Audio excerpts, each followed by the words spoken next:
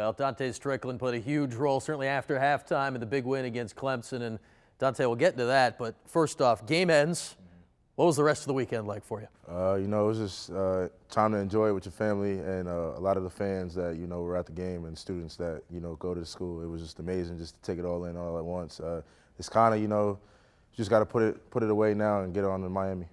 Friday night, it goes from 22 people being on the field to I don't know how many hundred, and it didn't take that long. When everyone's coming out, what's that like to be a part of? It was just a lot of people just, having their phones out, taking pictures with you, and it was just unreal. Like, it was something that you would dream about as a young kid, watching college football and wanting to knock off the #2 team was just unreal.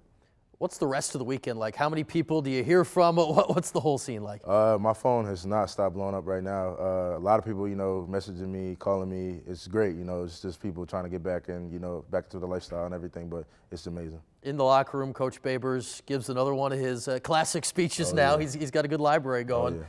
What's the feeling like of that speech? You were kind of front row for it. It's electrifying, after a big win like that, just waiting to hear what he has to say.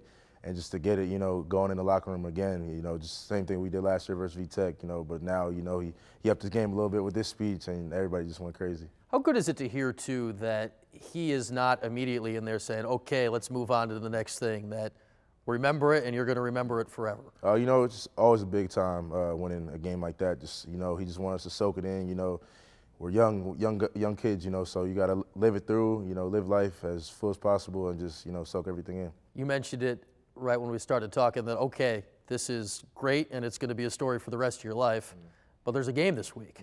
How do you flip that switch, and how different is it this week than previous weeks? After that big win, you got to put it to bed.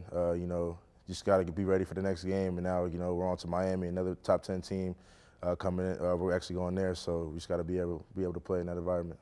Does that help also this week that you're not playing just a random team? You're playing Miami and a good Miami team this week. That's just something that goes back into history when Syracuse used to play them all the time. We just got to up our game, be ready for any possible thing. How much have you guys delved into that? Because it's been a while. This was a big game for a lot of years back in the Big East. Miami left for the ACC after '03, and this is the first time that the schools have met since. How much have you gone back and thought about that? You see it on Twitter and all the social media that we haven't played them in about 20 years, I want to say, but it's something that the history brings back, so we got a lot to play for this week. Getting into this game, your role has really increased the last couple weeks, and especially when it's come to the closing the game, time of the game. What's that like for you to be getting as many carries as you have, especially in the second half? It's always something I look forward to having, as many carries as possible. As long as the coaches believe in me and the players believe in me, put the ball in my hands anytime and I'll get it done. It's been a little different game plan-wise the last couple weeks. Usually you think, okay, you got to establish the run to get to the pass. You guys have kind of done that backwards here the last couple weeks. How has that worked to help you out?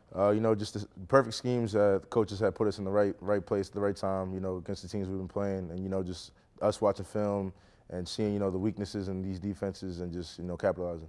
How much do you relish getting the tough yard? I mean, a lot of your runs here, they're 3-4 yards, but it's picking up a first down 3-4 yards. A lot of people see me as like the smaller back in the ACC, but, it's always been, trying to be the power back and more versatile, so it's just something I look forward to doing. All right, lastly, Dontae, we talked about Miami, but a good Miami team. What has to happen this week so you guys get that same feeling that you just had? We just got to look forward to the next game. As right now, the Miami game, and we just got to, now we're going on the road. We just have to play exactly how we played this week, even better, to beat another top 10 team. All right, Dontae, enjoy it this week.